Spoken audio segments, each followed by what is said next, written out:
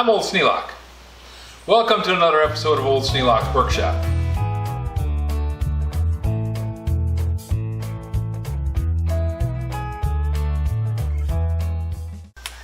Straight bit screws don't cooperate with impact drivers very often. So you have to kind of trigger it and be very gentle.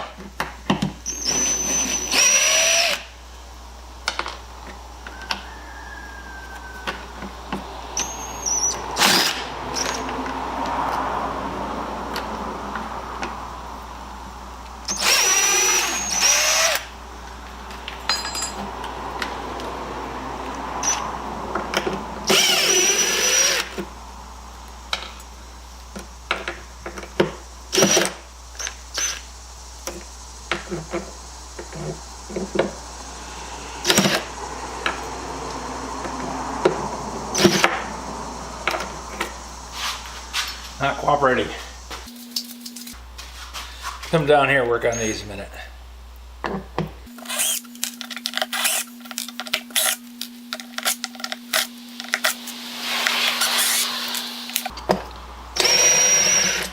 The screwdriver slots in the heads of some of these are a bit thin.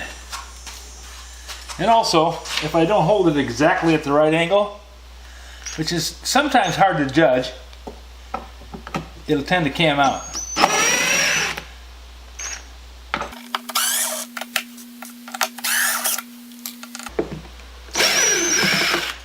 The other thing you want to do is make sure and get the right bit for the driver.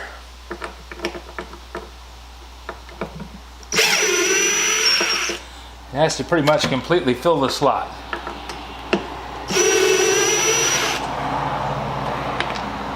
Side to side, you can afford to be off a little bit. If the blade is thinner than the slot is, it'll cam out every time, and you'll chase your tail.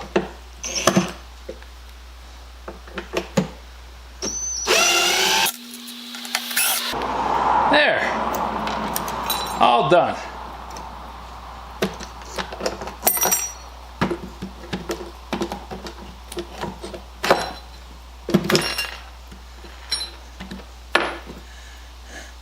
They drove those holes in there with a nail, and that put a little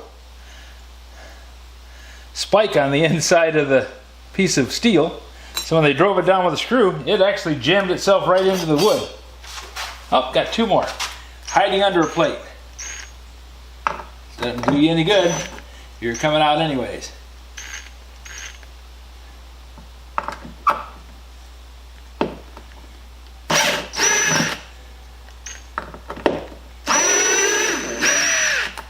There.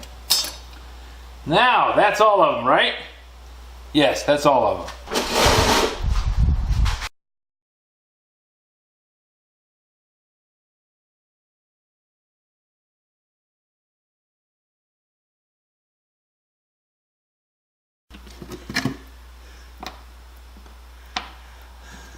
Two long ones and two short ones. Not exactly what I would call a great way to do it, but it worked. This looks a lot like the chest lock on the Pandora's box.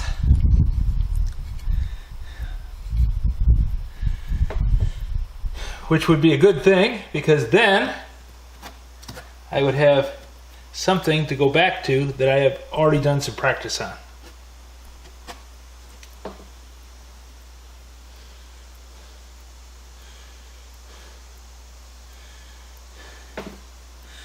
Okay, we'll take this downstairs and disassemble it and clean it up,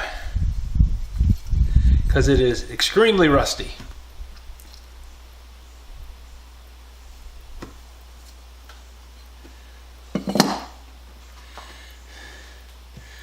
And these screw holes are going to have some assistance, because over the years they have chipped out.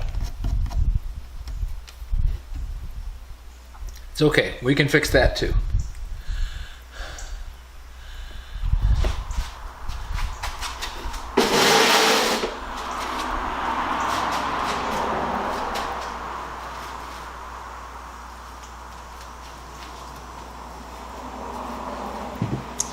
I'm going to carefully remove the nails that hold those saw cleats in place.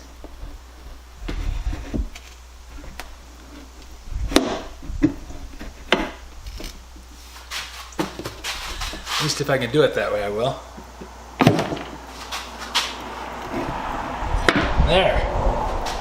That's got those two out.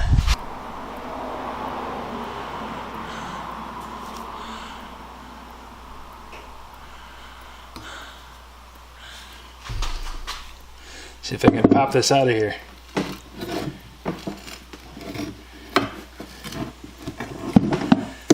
There. Done and done.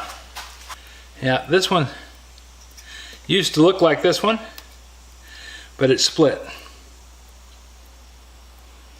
They took this one a little deeper than they did this one, and they put the nail down further to allow for the width of the saw blade, and that gave it only just this little bit of wood to grip onto, so it popped off. I don't typically use this kind of saw till just for that reason. They're very weak. I put them in the cover of the toolbox so that they lay flat and are held by the handle and the blade. That way I don't cause as much strain and stress on the saw, and I don't end up breaking this out. It also lets me slide the tills all the way back and forth in the toolbox. Makes it a little bit easier to use. This isn't the size of toolbox that you'll see on some of the shows where they'll have 25 or 30 different molding planes in there, and all kinds of chisels and pliers and screwdrivers and just all manner of things, planes. This is going to be a carpenter's toolbox. This is what you would carry to the job. Tools that you would need. And it's going to be down in the basement, so it's not going to be packed full of things. It will be able to carry more stuff than the one it replaced, because this is a little larger than what the green one was. And this is just a little bit cooler than what the green one was too. The green one was a lash up. It was definitely something that was done just to do a job. This one, somebody put some time into it, and I'm going to try and put some more time into it and make it even nicer still. But for right now, everything has to sit out here and dry because it's still wet from the soapy water. I'll keep working on this toolbox for a while. Probably going to be a good 4 or 5 videos out of it because there's a lot of work to be done. But I hope it'll be interesting. Stay tuned. If you have any suggestions for a new video, questions about today's video, or any of the other videos on the channel, just drop a note in the comments. You know I read them all. Thanks for watching.